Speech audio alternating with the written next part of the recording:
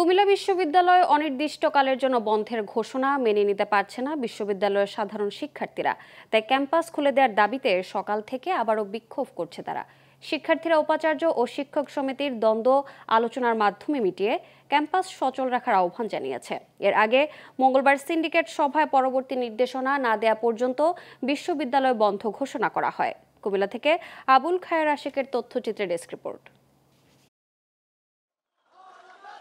বিক্ষোভে উত্তাল হয়ে উঠেছে কুমিল্লা বিশ্ববিদ্যালয়। এর আগে ৭ দফা দাবিতে উপাচার্য আর শিক্ষক সমিতির দ্বন্দ্ব নিয়ে বেশ কয়েকদিন ধরে চলছিল আলোচনা সমালোচনা। বিভিন্ন দাবি না মানায় গত বছরের জুন থেকে এ পর্যন্ত কমপক্ষে ১৪ শিক্ষক প্রশাসনিক দায়িত্ব থেকে পদত্যাগ করেন।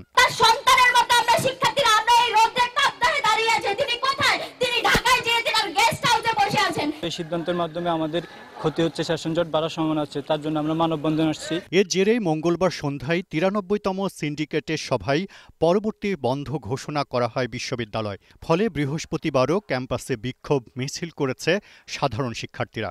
আর আলাদা ব্যানারে মানববন্ধন ও বিক্ষোভ করে ছাত্রলীগ ও বাংলা বিভাগের শিক্ষার্থীরা। ক্যাম্পাস চালু থাকুক, হল চালু থাকুক, স্যারেরা স্বাভাবিকভাবে ক্লাস নেই। আমরা চাই আমাদের ক্লাসে ফিরতে, আমাদের ক্লাস হবে, পরীক্ষা রেগুলার হবে, আমরা আমাদের পড়াশোনা ঠিকঠাকভাবে চলতে চাই। আমাদের শিক্ষার্থীদের যে ক্লাসগুলো চালু করে এবং পরীক্ষাগুলো চালু করা হোক। উপাচার্য ও শিক্ষক সমিতির দ্বন্দ্বের জেরে ক্ষতি হচ্ছে শিক্ষার্থীদের। তাই সেশন জট মুক্ত বিশ্ববিদ্যালয় গড়তে আন্দোলন থেকে সরে আসার আহ্বান ভারপ্রাপ্ত প্রক্টরের। শিক্ষার্থীরা হলে থাকতে চায় অনেক শিক্ষার্থী, এবং আমরা জানি যে অনেকের ব্যক্তিগত সমস্যা এবং টিউশনি বা অন্যান্য সমস্যা আছে।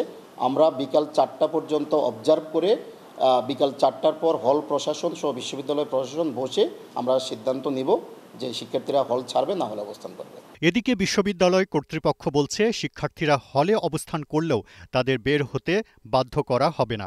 পাশাপাশি কাজ চলছে উপাচার্য ও শিক্ষক সমিতির দ্বন্দ্ব নিরসনে। ছাত্রছাত্রীদের যে আন্দোলন, তারা হলে অবস্থান করবেন। আমরা বিশ্ববিদ্যালয়ের শিক্ষক এবং অভিভাবক হিসেবে মনে করি তাদের এই আন্দোলন যৌক্তিক। আমরাও শিক্ষক হিসেবে তাদের এই আন্দোলনের সাথে একত্রতা পোষণ করছি। গেল ২৮ এপ্রিল নিজ দপ্তরে ঢোকার সময় শিক্ষক সমিতির সদস্যদের সাথে হাতাহাতি হয় উপাচার্যের। এই ঘটনা তদন্তে দুটি নিরপেক্ষ কমিটি করার সিদ্ধান্ত নিয়েছে বিশ্ববিদ্যালয় সিন্ডিকেট।